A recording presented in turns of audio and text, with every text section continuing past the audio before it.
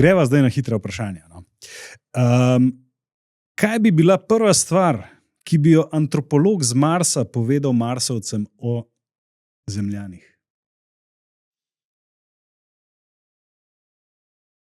Kako lep planet imajo, kakšno srečo v primerjavi z nami, kjer je suša, kjer ni nikogar že dolgo, ker živimo pod zemljo, zato ker se je planet izsušil. Oni pa imajo vse te oceane, jezera, reke, gozdove, pa možnost živeti krasno življenje, pa se ves čas kregajo med sabo.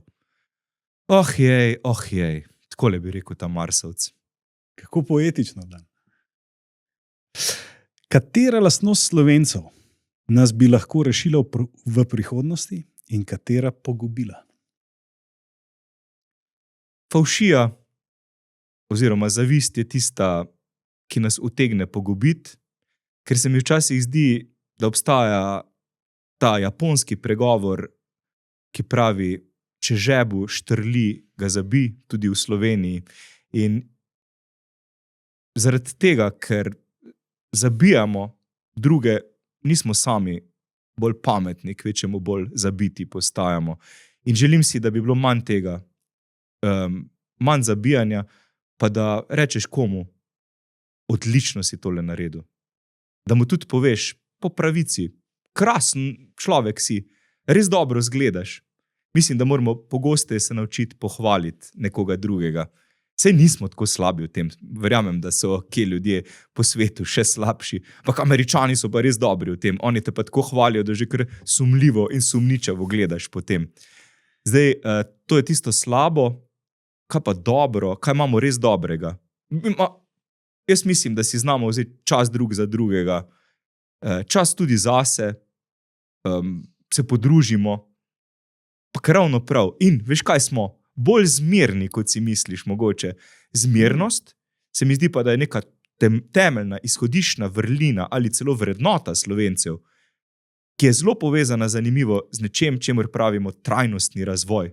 Ampak to je bolje opiše trajnostni razvoj, pa trajnostnost, da si zmeren. Če mi žena reče, živi zmerno, a pa živi bolj zmerno, točno vem, kaj moram narediti. Pa ne Maja, žena. Kaj počnemo danes, kar se nam bo čez 20-30 let zdelo neverjetno smešno? Kaj nam bo neverjetno smešno? Recimo vozimo se z avtom, to mi pride zdaj na misel, da sedimo, pazi, v avtih presedimo 5-6% budnega časa. To so ure izgubljene v avtu.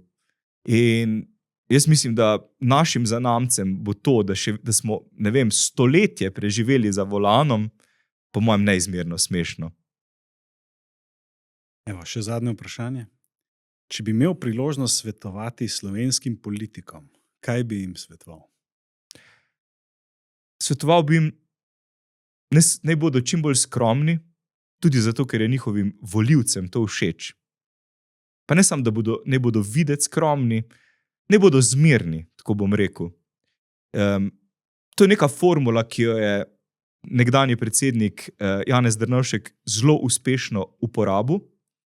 Pa ne mislim, da je bil to kak njegov skriti trik, ampak je enostavno, ko so ga vprašali v neki slovenski reviji, v nekem intervjuju, katera je njegova najljubša jed, mi je bilo všeč, kaj je on odgovoril. Ajdova kaša.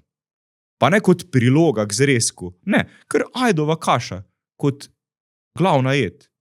Ne pravim, ne zdaj vsi politiki začnejo jesti ajdovo kašo, ampak ne pokažejo, da znajo živeti zmerno, včasih malce bolj skromno, zato ker je to lepo, izpolnjeno, napolnjeno življenje. Ni treba za to, da si napolnjen, da imaš do konca natrpan trebuh. Včasih je, ne vem, krožnik ajdove kaše dovolj.